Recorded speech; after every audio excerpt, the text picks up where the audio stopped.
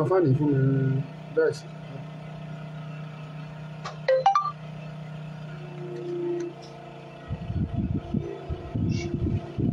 Bàbá mi kò ní tọ̀ ní wọ́n parí.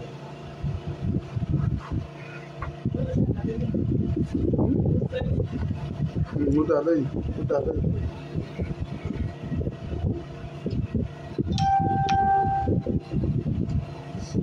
Power on. Bluetooth mode. Paired.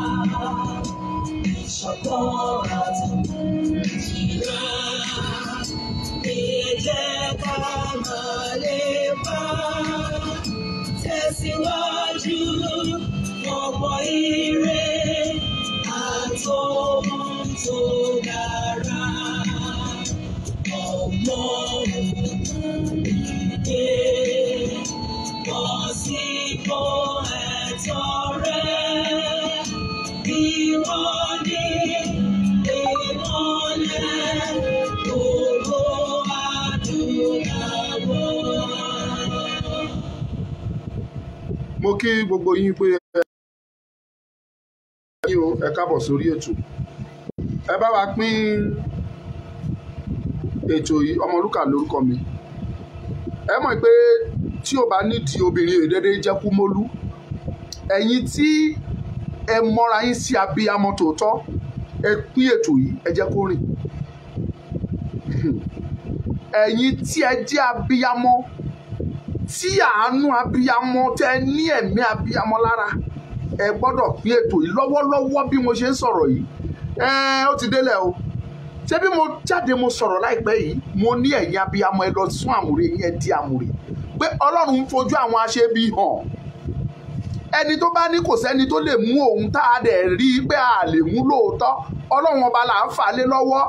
Ẹ sọ̀rọ̀. Ọ̀rọ̀ ti dé ojú ẹ̀, ó ti dójú ọ̀gbagadè sí yìí o ni mo ṣe wá o. Ọ̀rọ̀ ó ti dé o, ó ti dójú ọlọ́mọ òtó. Ẹ pín prógrámù yìí o. Ó bá jẹ́ Facebook ló ti wò, tó bá jẹ́ YouTube ni, ẹ pín prógrámù yìí o kí n tó bẹ̀rẹ̀ sí ní tú yẹ́bẹ́yẹ́bẹ́ ohun tí mo fẹ́ sọ fún yín o. Wàhálà ti délẹ̀ o. Wàhálà ti délẹ̀. Bẹ́ẹ̀ ṣe ń pín, ẹ máa fi lọ́ọ̀fù sí i ká má bàa ṣe ẹ́nẹ́tẹ̀, ká má bàa rí fúláàgì. Torí tán bá rí pé a ti fẹ́ sọ ọ̀rọ̀ tó jẹ́ dẹ́ndẹ́ ọ̀rọ̀, wọ́n á fúláàgì, wọn ò ní jẹ́ kọ́rọ̀ yẹn jáde. Àṣírí ti tú o. Báwo lẹ ṣe máa feel kẹ́ẹ̀kan jí ní àárọ̀ kùtùkùtù ọ̀la? Today is 27th of December. Kẹ́ẹ̀dẹ̀ jí ní àárọ̀ on the 28th. Kọ́ sọ fún yín pé Sunday Igboho ti kú. Sunday Adéníyì ọmọ Adéyẹmọ kẹ́ẹ̀dẹ̀ sọ fún yín pé ó mà ti kú o. Kẹ́ẹ̀dẹ̀ gbé jáde lóòótọ́, kẹ́ẹ̀dẹ̀ rí pé lóòótọ́ ló kú. Báwo lẹ ṣe máa feel? Ẹ pín ètò yìí, ẹ jẹ́ kó rìn. Mi ò ń fagídí sí pínpín, but eléyìí mo ti sọ, gbogbo àwọn ọ̀dà sọ̀rọ̀sọ̀rọ̀ náà ti gbọ́ àti sọ síbẹ̀. Káwọn náà lọ sọ ọ̀rọ̀. Followers tèmi yàtọ̀ sí tiwọn, tí wọ́n á pín, tèmi náà á pín. Á débi tó yẹ kó dé kó ní kálukú lè la ojú ẹ̀. àwọn ọ̀tá, àwọn ẹni bí, àwọn abatẹnijẹ́, àwọn oníbàjẹ́ ènìyàn, àwọn ọ̀tá ilẹ̀ Yorùbá, àwọn tí wọ́n gbógun ti bàbá Awólọ́wọ̀ tí ò jẹ́ kó rí ṣe, àwọn tó gbógun ti MKO Abíọ́lá tí wọ́n pa Abíọ́lá dànù tó tún gbowó ẹ̀mí Abíọ́lá, àwọn tí wọ́n dìde ogun sí Ṣí Bọ́lá Ìgè tí wọ́n pa Ṣí Bọ́lá Ìgè tí wọ́n dẹ̀mí ẹ̀ légbodò ní ọ̀sán gangan, tí wọ́n pa bàbá Abraham Adésànyà tí wọ́n dẹ̀mí wọn légbodò. Àwọn wọ̀nyẹn ni wọ́n tún ti pinnu yìí o, wọ́n dẹ̀ ti make up mind wọn, wọ́n ti ní ká poison olóyè Ìgbòho. Tó tiẹ̀ ṣe plan yẹn ni wípé kò gbọ́dọ̀ wọ New Year. Àṣírí yẹn ti tú jáde ń sìn yìí o. From reliable genuine source. Ẹ mọ̀ pé tí mi ò bá wà díẹ̀, tí mi bá wà dí ọ̀rọ̀, mi ò ní wá sọ lórí afẹ́fẹ́. Èmi rí àrídájú òdodo mú dání ni o. Ọmọkùnrin yẹn nǹkan kan ò gbọ́dọ̀ ṣe níbi tó wà yẹn o. Ṣé ẹ mọ̀ pé à ń ṣe ọmọlúwàbí, ṣùgbọ́n àsìkò táwọn dáa pé a máa mọ́ ọmọlúwàbí yẹn a máa mú kúrò, kò sọ ọmọlúwàbí mọ́. A máa mú ọmọlúwàbí, a máa fi kọ́ síbì kan láti lè fèsì reality. Benin Republic forí ọ̀ká ọmọ adé máa ṣígun lọ bá wọn, a máa bá wọn kó yẹbẹyẹbẹ ọ̀rọ̀, a máa bá wọn jà débi wípé ó lè jẹ́ ọ̀dọ̀ wọn gan ni wàhálà yẹn máa gbà bẹ̀rẹ̀, so that àwa mọ̀ lẹ́kùnrẹ́rẹ́ wípé a fẹ́ bẹ̀rẹ̀ wàhálà. Ẹ̀yin tẹ́ bá gbọ́ French, ẹ túmọ̀ ọ̀rọ̀ mi sí French kan lè máa gbọ́ lọ́hùn. Wọ́n fi orí ọ̀ká wọn fi họ mú, wọ́n forí ọ̀ká họ mú o. Olúwadámiláre, you don't need to be frightened. Kí ló ń bà ẹ́ lẹ́rù? Ẹni bá fẹ́ kú á kú, ẹni fẹ́ kú á kú. Èmi sọ reality báyìí wípé they have concluded. Àwọn tó gbowó ti gbowó, wọ́n ti pé owó ẹ̀mí Sunday Adéyẹmọ ọmọ Ìgbòho, wọ́n ti pé owó ẹ̀mí ẹ̀. Mo ń sọ reality fún yín, wọ́n ti fẹ́ pa olóyè, wọ́n ti ní ká poison yẹn kó kú kó má jáde ńbẹ̀. Wọ́n ti gbowó yẹn, wọ́n ti pín. Àwọn tó gbà ti gbà á, a sì wà lórí research yẹn. Gbogbo àwọn tó gbowó yẹn gbogbo la máa fi orúkọ wọn síta. Àwọn tó gbowó ẹ̀mí Abíọ́lá lọ́jọ́ kìíní àná, ṣe bẹ́ẹ̀ mọ̀ àṣírí wọn pàpàtù, àtàwọn ọba tó mọ̀ sí, àtàwọn tí ò ń ṣọba, gbogbo àwọn tó gbowó ẹ̀mí Abíọ́lá, gbogbo wọn làṣírí wọn tú, gbogbo wọn náà dẹ̀ ṣẹ̀sìn náà máa ṣẹlẹ́yà. Àwọn kan tún ti jókòó, wọ́n tún ti gbowó ẹ̀mí Sunday Igboho. About 20 billion naira ni wọ́n release síta. Tán ní kán pín kán make sure pé olóyè Ìgbòho wọ New Year. Ẹ̀yin ọmọ Yorùbá, tó bá wù yín ẹ pé tò yìí, tó bá wù yín kẹ́ ẹ má pín. Tèmi ni wípé nǹkan kan ò gbọ́dọ̀ sọmọ Adéyẹmọ. Nigerian government, anything kò gbọ́dọ̀ sọmọ Adéyẹmọ. We have been so peaceful. We prove to be matured to you. And yet, you think we don't think. Ní ibi tí a bá dé yìí, tí a ní títí èèrà tó bá rìn, mo ti fún eléyìí tẹ́ ẹ ṣe yìí, ẹ̀yin Benin Republic, Cotonou, ẹ máa gba àlejò, ẹ lọ kó sọ́jà yín o. Gbogbo sójà tẹ́ ẹ ní, ẹ lọ kó wọn dáadáa kẹ́ ẹ jẹ́ kán wá pa, kán mọ iye àwọn tó ń fẹ́ wá pa. Ẹ̀yin gan ẹ wá mọ̀ pé yes, Nàìjíríà tá à ń wò, àwọn bàbá kan náà ká wa lọ́wọ́ kò tán ní ká má ṣe anything. Tí ẹ bá fi Sunday ọmọ Adéyẹmọ sílẹ̀, tí anything bá ṣe, tí kankan tí ìrà bá rìn, a máa gbogbo tẹ́ fi sọ̀rọ̀, gbogbo tẹ́ gbẹ́kẹ̀lé ní Kútọ́nù adìẹrú mọ́ yín lọ́wọ́. Èmi ni mo sọ bẹ́ẹ̀. Fáàtì ni mo ń sọ fún yín, Yorùbá ni mo ń sọ bí ò gbọ́ French. Ẹ̀yin tẹ́ ẹ gbọ́ French dáadáa tẹ́ ẹ gbọ́ Yorùbá, ẹ sọ fún wọn ní Benin Republic pé this is what we said. Èmi nìkan kọ́ mò ń sọ̀rọ̀, gbogbo àwa Yorùbá là ń sọ, gbogbo àwa ọ̀dọ́ concerned ọmọ Yorùbá tó jọ̀dọ̀ tó nírètí fọ́jọ́ ọ̀la, àwa là ń sọ̀rọ̀. Tí kankan bá ṣe Sunday Ìgbòho ọmọ Adéyẹmọ, Benin Republic, you are doomed. Tíyín ta tíyín bàjẹ́. Ẹ̀yin wá ń pinnu, ẹ gbowó MKO Abíọ́lá ẹ pín, ẹ̀yin kan lẹ gbowó bàbá wa Bọ́lá Ìgè, bàbá tó rí ọ̀la, tó yẹ kó síwájú wa nínú ìjàngbara yìí, bàbá tó promise pé òun máa mú ilẹ̀ Yorùbá kúrò lóko ẹrú, nítorí pé ó sọ pé Yorùbá máa jáde lára Nàìjíríà. Ẹ mú bàbá yẹn balẹ̀ ẹ pa, ẹ yanjú ẹ ní láíláí kójú ẹ̀mí yín kọ́. Sunday Igboho tún ti dìde, ó tún sọrú ẹ̀ sí, ẹ̀ ń lépa ẹ̀mí ẹ̀, bẹ́ẹ̀ ṣe ń lépa Sunday Igboho lẹ tún sọ pé fẹ́ pa bàbá Akíntóyè. Tí kankan bá ṣe Sunday Igboho tàbí bàbá, consider pé ìtawà sọ pé ká ṣe peaceful tẹ́lẹ̀ ẹ consider yìí pé kò sọ̀rọ̀ peaceful nínú ẹ̀ mọ́. ẹni tó bá sọ yìí pé ká bá òun rìnrìn peaceful àá bá rìnrìn peaceful, ẹni tó bá ní kò sí peaceful pé ká fi ọmọlúwàbí tì sẹ́gbẹ́ pọ̀ agbọ́mọlúwàbí pàtì fún náà kò tẹ̀sí tó jẹ́ ọmọlúwàbí mọ́. ẹ̀yin kan máa wá gbà sí pé yes kí jẹ́ bá ìṣàwọ̀ dídákẹ́ wa kì í ṣe kójo. a ń gbìyànjú àti fi àṣà original àṣà àti ìṣe wa la ń gbìyànjú àti fi hàn. gbogbo èyí tẹ́ ń wò mí reality ni mò ń sọ fún yín báyìí o. ẹ mọ Ọmọlúkà o, wọ́n ti pinnu, wọ́n ti conclude pé ọmọ Adéyẹmọ kò gbọ́dọ̀ dé January. gbogbo àwọn tó bá ti dìde lórí ọ̀rọ̀ Yorùbá pé Yorùbá sẹ́ẹ̀ gbogbo wọn náà máa mú balẹ̀ wọ́n á pa wọ́n dànù. mo ti sọ̀rọ̀ fún yín ẹ gbọ́, mo lẹ́ni tá a bá lè mú a fi lé ọwọ́ Ọlọ́run ọba. ẹ tẹ̀ lọ́rọ̀ mi kò ó dàbẹ́ ni pé mo kàn ń sọ̀rọ̀ ni. èmi ń sọ reality tèmi sí kẹ́ni tó gbọ́ kó sọ fún Benin Republic government yìí pé wọ́n ń fi orí ọ̀ka hàn mú sí kankan tí èèrà bá rin Sunday ọmọ Adéyẹmọ Ìgbòho ṣá, tí èèrà bá rìn Benin Republic, you are in problem, you are doomed. Mind you, àwa wá ń sọ eléyìí ni a fún yín ní ultimatum ni tí ẹ bá ti fi Sunday Ìgbòho sílẹ̀ before 31st of December, before the end of 2021, tí ẹ bá fi lẹ̀ tí ó bá fi máa di January 1st ẹ máa gbúrò. ìgbà ilẹ̀ máa mọ̀ bóyá Ọmọlúkà fọ́nu ní tàbí mi ò fọ́nu. ẹ máa gbúrò ẹ̀dẹ̀ rí ọwọ́ wa. Benin Republic, ẹ̀yin tẹ́ ẹ bá gbọ́ French ẹ bá mi túmọ̀ ẹ̀ kẹ̀jẹ́ kan gbọ́ níbẹ̀. ẹ fẹ́ pa Sunday Ìgbòho, ẹ fẹ́ pa bàbá Akíntóyè, ti believe pé ṣèbí táwọn méjì yẹn tẹ́ bá ti mú wọn balẹ̀ ó ti parí. because inspiration làwọn wọ̀nyẹn gan jẹ́ fọ́pọ̀lọpọ̀ millions of Yorùbás. now you think pé àfi tẹ́ bá mú wọn balẹ̀ bàbá ńlá irọ́ lẹ pa. tí èèrà bá rin Ìgbòho ilé ò ní gbà yín, ọ̀nà ò ní gbà yín.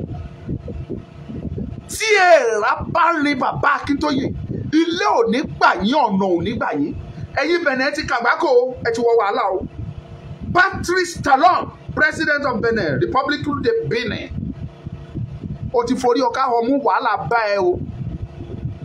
òṣìṣẹ́ jẹ́ o, sì jẹ́ o.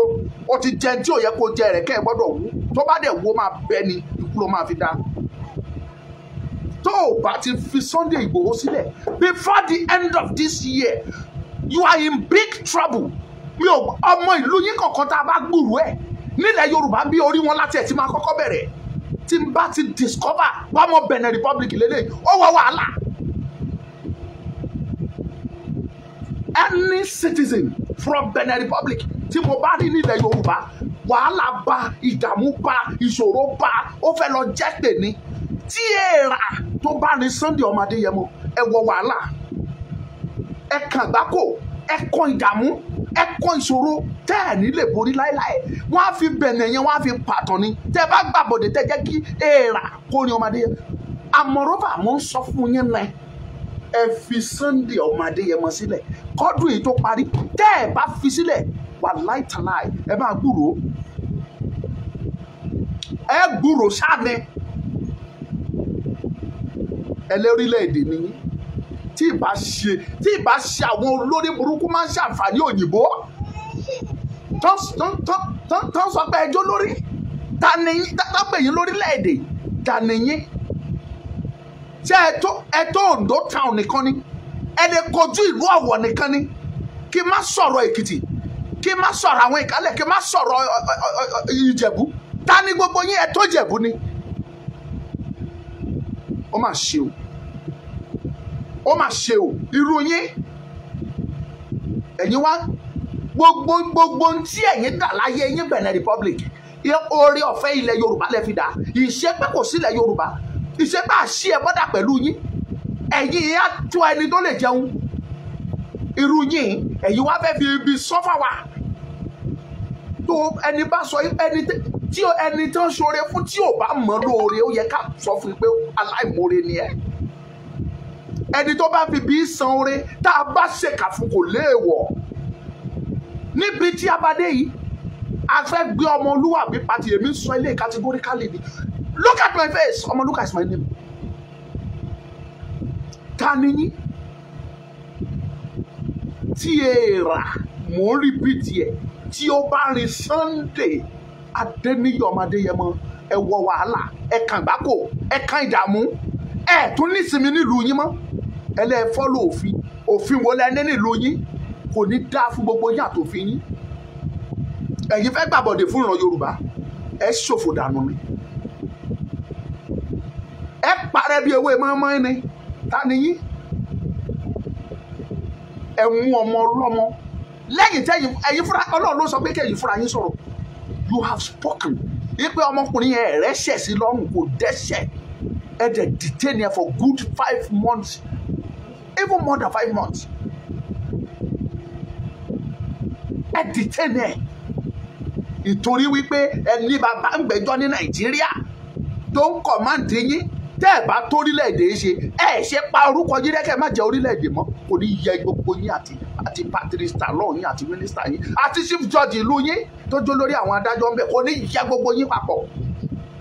Ẹ ní ṣe rere láyé, ẹ ń jẹyà látàyé dọ̀run ni.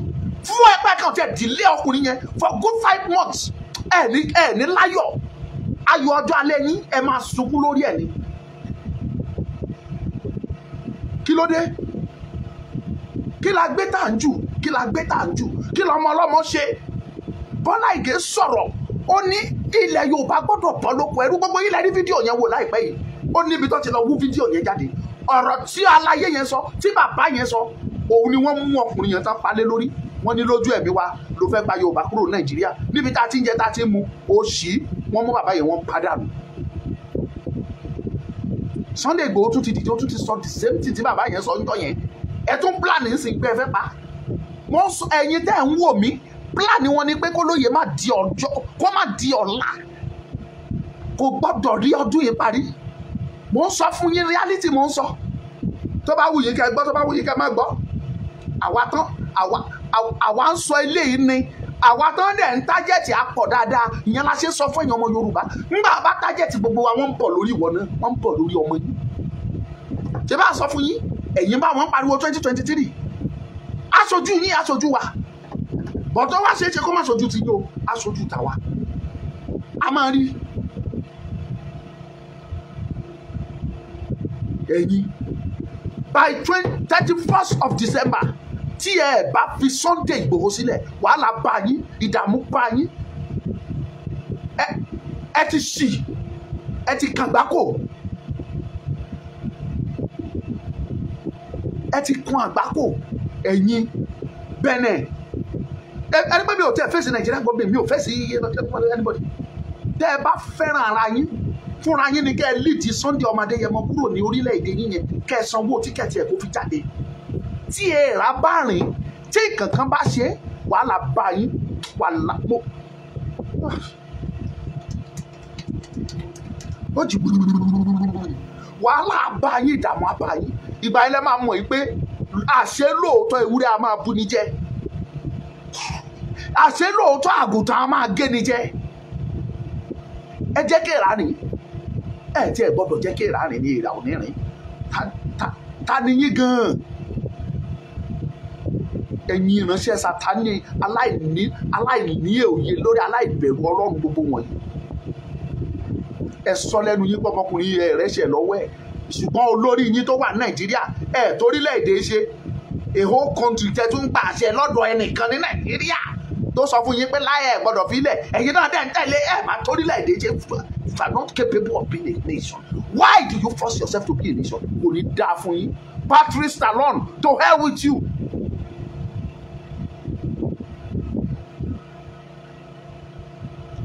Ẹ wá pẹ̀lẹ́ ìyá bàbá Yorùbá, ṣé ẹ ti wá gbọ́rọ̀ ẹnu mi? Mo ń tẹnumọ́ ní gbogbo ìgbà, èyí tó ṣojú mi, tó ṣe mú mi gangan, ó bọ̀ wá ṣe mú ti yín náà gangan.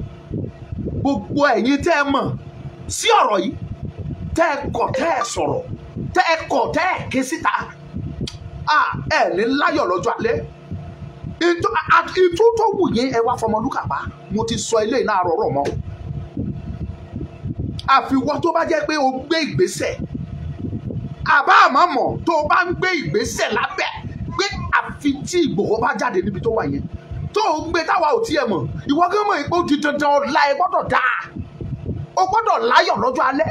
Ṣùgbọ́n ìwọ tó jẹ́ wípé àti ní kọ̀rọ̀ àti ní gbangba ló ń sọ wípé kì í ṣojú ẹ̀mí ẹni Ìgbòho máa bọ́, ló ń sọ wípé Ìgbòho ti lágídí jù, ló ń sọ wípé Ìgbòho ó ti sọ̀rọ̀ jù, ló ń sọ wípé tó bá lè kú síbi tó wà yẹn kó kú síbẹ̀. Wàláhì tàláhì ò ní láyọ̀ lọ́jọ́ alẹ́. I am saying this, Benin Republic, your country will turn to dust. I mean it. Dust. Tani yín? Èmi ò bẹ̀rù anybody. Mi ò bẹ̀rù ayáláyà lákùbà bálá yín. Kò ní dá fún Patrice Talon tó pèrè ní president tí ò tó president yìí. You are equivalent to a local government chairman in Nigeria here. Even in Ondo State, ní ìlú mi l'Ondo State, ó dàbí local government chairman ni. Torí tó bá jẹ́ ààrẹ orílẹ̀-èdè ni ẹ́, o ò ní wà kó má lè dáṣẹ pa fúnra rẹ̀. Débi tí wàá ti sọ pé orílẹ̀-èdè kan ló ti fẹ́ lọ máa gbàṣẹ, o ò ní ṣeré. Ẹ pé ètò yìí. Ẹ pé ètò yìí. Ẹ jẹ́ kó lọ. Àbọ̀rọ̀ lásán fún ọmọlúwàbí tó bá dénú ẹ̀ àdòdìdì. Mo ti sọ èyí náà, arọ̀rọ̀ mọ́. Gbogbo eléyìí tí mo sọ arọ̀rọ̀ mọ́. Ọmọdé yẹn mọ nǹkan kan ò ní sí ẹ nípa ní kó kú. Òun ni kó kú kó máa nìṣó díẹ̀. Àyíká ayé nìwọ máa bá wọn jẹ, o ní bá wọn yí àyíká ọ̀run. Ìsìnkú ọ̀run ẹ pẹ̀yìn dà. Ẹni bá ní kó kú ni kú kó pa. Ẹni bá ní kó rùn ní kárùn kó gbédè. Ikú kan ò ní ẹ pa, àrùn kan ò ní ẹ sọ lọ́jọ́. Sunday ọmọ Adéyẹmọ. 20 ọdún èní gbọ̀ngbọ̀n òkè, òkè gbẹ̀ngbẹ̀n. 30 ọdún èní gbọ̀ngbọ̀n òkè, òkè gbẹ̀ngbẹ̀n. 200 ọdún èní gbọ̀ngbọ̀n òkè, òkè gbẹ̀ngbẹ̀n. Mo sọ eléyìí náà, mo sọ àrọ̀rọ̀ mọ́. Ẹni bá roku èmi Ọmọlúkà, ikú kó máa wọlé tọ̀ irú ẹ̀dá bẹ́ẹ̀ lọ, kó wọnú ilé bàbá ẹ̀, kó wọnú ilé ìyá ẹ̀, kó wọnú ilé òun fúnra rẹ̀, kó pa ọmọ ẹ̀, kó pa ìyàwó ẹ̀, kó pa ẹ̀gbọ́n ẹ̀, kó pa àbúrò ẹ̀, kí wọ́n ṣẹ̀sí kó tó kú dànù. Ẹni bá ń pinnu lọ́kàn ẹ̀ pé àfi tóun bá mú mi kóun yanjú mi kóun pa mí dànù, Ọlọ́run ló fẹ́ wá kojú. Tó o bá ti lè rí Ọlọ́run mú, a jẹ́ pé o fẹ́ rí mi mú. Torí èmi gẹ́gẹ́ bí ẹnìkan, irinṣẹ́ Ọlọ́run ni mo jẹ́, ẹyin ojú Ọlọ́run ni mo jẹ́. O ò lè ṣe nǹkan kan lórí mi. Tó o bá gbìyànjú ẹ̀, wàá ṣẹ̀sín tìrantìran ni. Wọ́n á gbàgbé ẹ pátápátá. Àdàbí tí o bá sí Ọlọ́run. Tí Ọlọ́run bá jẹ́ Ọlọ́run, robo gbìyànjú ẹ̀, kan try ẹ̀. Wàá wá mọ̀ pé lótìtọ́ àṣọ Ọlọ́run wà. O ò tí mọ̀ sí i torí pé o sì ń rí oúnjẹ ń jẹ, o sì ń rí omi mu, òun rówó gun private jet, òun rówó ṣe tó wù ẹ̀, òun ló ṣe mọ̀ bóyá Ọlọ́run wà. Wàá wá mọ̀ try mi. Wàá mọ̀ bóyá mo lọ́lọ́run. Wàá mọ̀ bóyá mo ní ẹlẹ́dàá. Ogun ló lọ́jọ́ kan ìpọ́njú. Orí ẹni Olódùmarè ọba ló ní ọjọ́ gbogbo. Wàá mọ̀ nígbà náà. Kò ní yẹ gbogbo yín pátápátá. Ẹ ṣòfò dànù ni. Ẹ̀yin tẹ́ wà ní diaspora ẹ dìde kẹ́ tètè protest against this. Àwa gan àníjòkó wòran. Ìgbòho, nothing must happen to Sunday Ìgbòho. Wọ́n fẹ́ poison yẹn. Tí anything bá ṣe Ìgbòho, ẹ̀yin bẹ̀rẹ̀ ẹ wọ wàhálà, ẹ wọ ìdààmú, ẹ kàn gbáko. Ẹ kàn gbáko, ẹ kó wàhálà. Mo dánu dúró bẹ́ẹ̀. Èyí tí mo sọ yìí o, arọ̀rọ̀ mọ́. Bó ṣe máa rí nìyẹn. Ẹni bá wù kó gbọ́, ẹni bá wù kó má gbọ́. Mo ti sọ tèmi náà. Gbogbo ẹ̀yin media presenter tó kù, ẹ jáde kẹ́ lọ sọ tẹnu ní o. Wọ́n ti fẹ́ poison Sunday ọmọ Adéyẹmọ. Wọn ò gbọ́dọ̀ rí ṣe, kò gbọ́dọ̀ ṣe é ṣe, kò gbọ́dọ̀ ṣe é ṣe, kò gbọ́dọ̀ ṣe é ṣe. Ẹ pín, ẹ jẹ́ kí information yẹn lọ. Ẹ ṣí ẹ jẹ́ kí gbogbo ayé ẹ kọ́ jáde. Sunday Igboho must not be poisoned, must not be killed. Ẹ kọ́ either ní Facebook, ní WhatsApp, ní Twitter, ní anywhere tẹ́ bá ti lè kọ́. Ẹ hashtag ẹ kẹ́ kọ́ jáde, kẹ́ jẹ́ kó máa lọ right now. Sunday Igboho must not be killed. Sunday Igboho must not die. Ẹ máa kọ́ bẹ́ẹ̀ yẹn kẹ́ máa post yẹn. They are planning to poison him from reliable source. Mo ti sọ eléyìí o, arọ̀rọ̀ mọ́ o, ẹ pín o, ẹ ṣí ẹ, mò ń lọ nìyẹn. kò dìgbà tí bá fi gbogbo ẹnu sọ̀rọ̀ mo ti sọ ilé iná àrọ̀rọ̀ mọ́ ó dàbọ̀.